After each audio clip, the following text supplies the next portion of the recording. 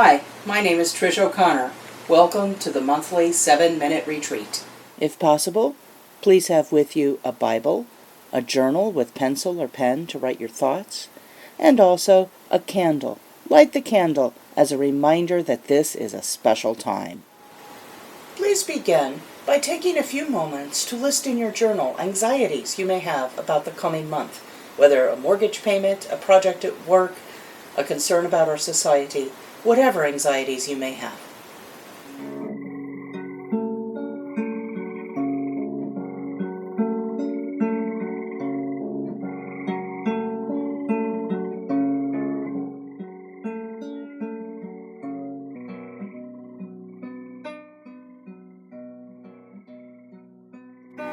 Pencils down. Was it hard to stop? Anxiety by nature tends to be about many things, feeding on itself, dividing our focus. We can see this phenomenon in the following story.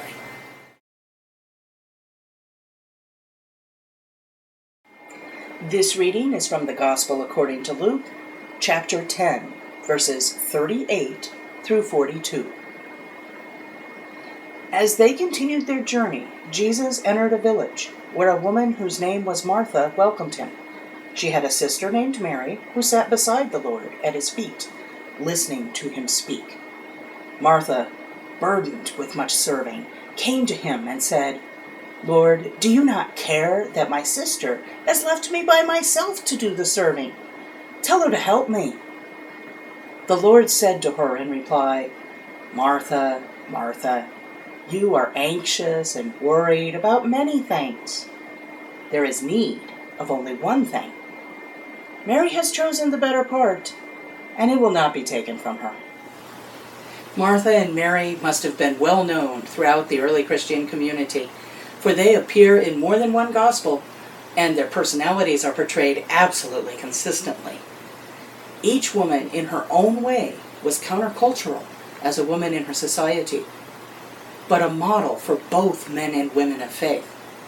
Martha, a woman of action, not only anxious about many things, but also courageous in speaking up to authority, even the ultimate authority, Jesus. And Mary, with her laser-sharp focus on the presence of Christ, single-heartedly sitting at the feet of her master, the posture of a disciple. Another story also finds Mary at the feet of Jesus. This reading is from the Gospel according to John, chapter 12, verses 2 through 7. They gave a dinner for Jesus there, and Martha served, while Lazarus was one of those reclining at table with him. Mary took a liter of costly, perfumed oil, made from genuine aromatic nard, and anointed the feet of Jesus and dried them with her hair. The house was filled with the fragrance of the oil. Then Judas the Iscariot, one of his disciples, and the one who would betray him, said, "Why was this oil not sold for 300 days' wages and given to the poor?"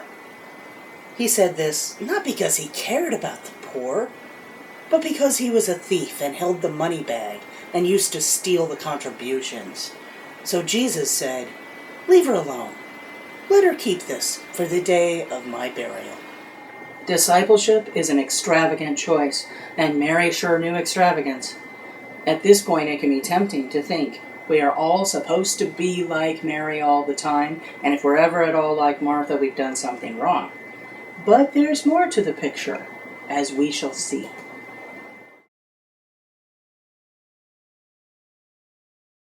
This reading is also from John, in the passage about the raising of Lazarus, chapter 11, verses 20 through 30. When Martha heard that Jesus was coming, she went to meet him, but Mary sat at home. Martha said to Jesus, "Lord, if you had been here, my brother would not have died. But even now, I know that whatever you ask of God, God will give you." Jesus said to her, "Your brother will rise." Martha said to him, "I know he will rise in the resurrection on the last day." Jesus told her, "I am the resurrection and the life. Whoever believes in me, even if he dies, will live. And everyone who lives and believes in me will never die. "Do you believe this?" She said to him, "Yes, Lord, I have come to believe that you are the Messiah, the Son of God, the one who is coming into the world." When she had said this, she went and called her sister Mary secretly, saying, "The teacher is here, and he is asking for you." As soon as Mary heard this, she rose quickly and went to him, for Jesus had not yet come into the village, but was still where Martha had met him. If not for Martha's actions, Mary would have stayed sitting at home instead of encountering Jesus. If we want to sit at the feet of our Master, we must find those feet first. And sometimes they're walking on the roadway between life and death. As men and women of the gospel, we each of us have within us both a Martha and a Mary, and we do need them both. Take a moment to write in your journal at least one way that this month the active skills you have learned as a busy person in today's world can help you to make room for contemplation of the presence of Christ. It can be as simple as putting prayer in your planning calendar, or as clicking the subscribe button so you'll be reminded of the next 7-minute retreat.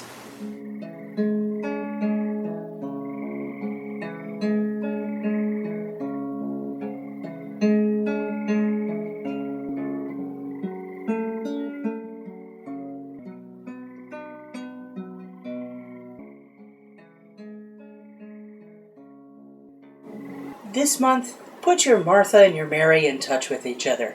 You'll be glad you did.